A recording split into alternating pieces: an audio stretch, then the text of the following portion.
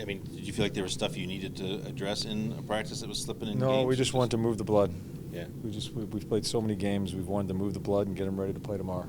That's got to be a good feeling, to have gone through 5 games and not be at a point where you feel like you need to tweak things or fix this or fix. Oh, don't take it that way. Oh, I just okay. didn't do it on the ice today. Oh, okay, yes, gotcha. yes, Gotcha. yeah.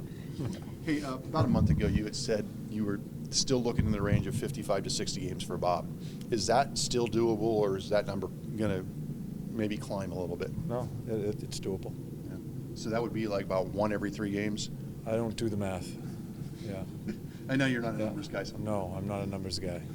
But you're not worried about long term. I mean, obviously the best thing is to have him healthy for all that time. These are elite athletes. You have to understand that. You guys spend a lot of time talking about the back-to-backs. They're tired. These are elite athletes. Bob is probably one of the most elite athletes. I'm not worried about Bob. Right. Cam Atkinson seems to be just purely consistent. Do you see that in his play? I think he started off slow Sure. this year, but has slowly found his game.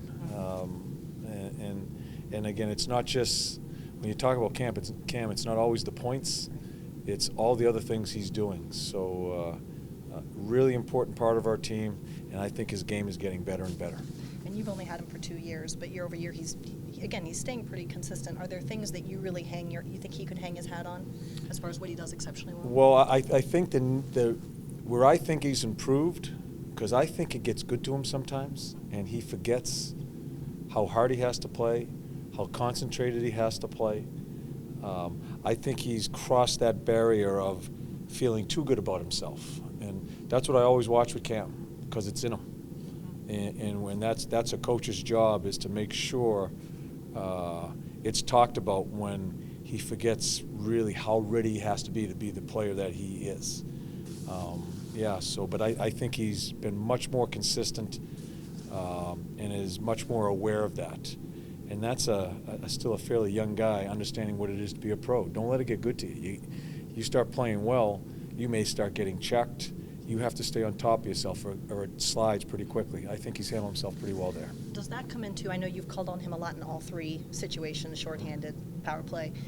Does that get too good to him? Did you have to kind of rein him back in? Well, I think I haven't had to this year. I know last year a couple of times where he sees he's being called upon in all the situations. Mm-hmm. And it's human nature to feel good about yourself. And then maybe start cutting a corner here and there. And I always watch that with Cam, but I think he's matured, even the short time I've been with him, in where he understands how important he is to the team and that he needs to stay on top of himself at all times to be the player that he is. How much respect do you have for guys, and I know you had Marty for a long time, at that size to be able to compete and learn how to do it? Yeah, it's he trains with Marty in the summer. Yeah. And it's kind of changed a little bit where it's not, the game is so quick now, and I think some of the hitting's been taken out and the grinding's been taken out. But the way Cam plays and the areas that he plays in, I have a tremendous amount of respect for him, because in some of those areas, you need to have the mental strength to handle some of those situations. I think he's done a really good job of that. I think Marty's helped him with that too, from what Yeah, you said. yeah. If there's one guy that like a Cam and players of that stature, as far as height and weight, which I don't put too much stock into anyway. So I dealt with Marty St. Louis. I think that's one thing that Marty can be a really good sounding board, and that's. And Marty's one of the strongest mental players. One of the strongest mental players I've coached.